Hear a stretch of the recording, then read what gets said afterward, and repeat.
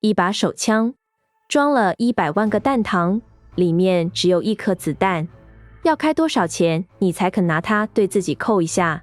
巴菲特的回答是：出再多我都不玩。这句话藏住他一辈子怎么看风险。这场问答办在佛罗里达大学，台下坐的是一群 MBA 学生。那时候的巴菲特早就不必再证明什么，所以他讲的不是怎么选股，而是更底层的东西。他怎么看风险，怎么认一门好生意。有意思的是，他一直强调的不是聪明，是诚实跟纪律。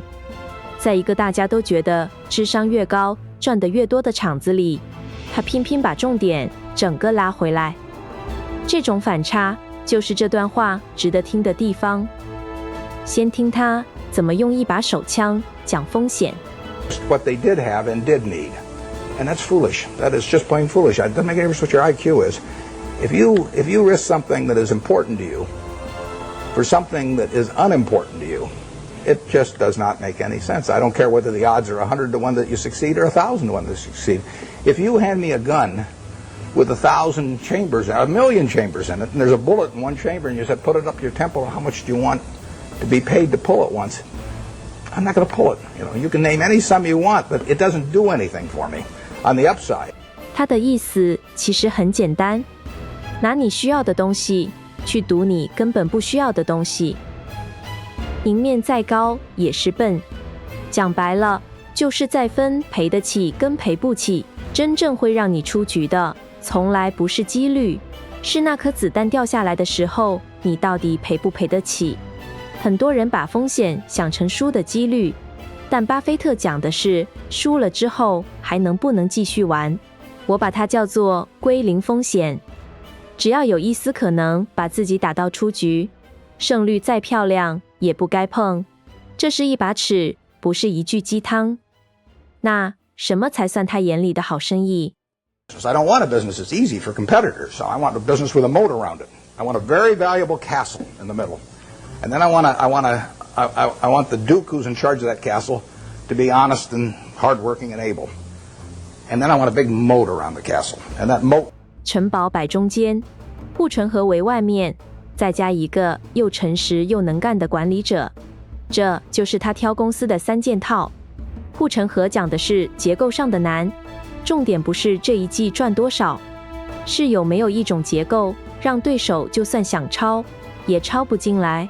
很多人把护城河听成现在很赚，但巴菲特其实在挑无聊的生意。他明讲了，不要那种对手一看就觉得好做的。真正的护城河会自己越变越宽，靠的常常不是技术多炫，是规模品牌。换一家很麻烦，这些看起来很钝的东西，会赚钱是结果，难被抢走才是本钱。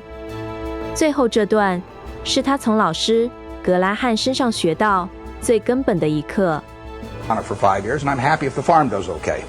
I buy an apartment house, don't get a quote on it for 5 years. I'm happy if the apartment house produces the returns that I expect. But people buy a stock and they look at the price the next morning and they decide whether they're doing well or not doing well. It's crazy because they're buying a piece of a business. That's what Graham, the most fundamental part of what he taught me. You're not buying a stock. You're buying a part ownership in a business. You will do well if the business does well, and if you didn't pay a totally silly price.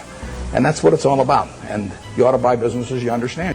买农场、买公寓，他可以5年不看报价，可是一买股票，大多数人隔天早上就盯住涨跌，心情跟住上下。他说这很荒谬，因为你买的是一门生意的一部分。同一张股票，你把它看成一段代码，还是一间公司的股权，做法完全不一样。前者被价格牵住走，后者被生意本身牵住走。他点破了一件没人明讲的事，大多数人不是不懂长期投资，是把报价当成价值在追。我叫它报价幻觉。荧幕上跳的是别人愿意出的价，不是这门生意实际赚了多少。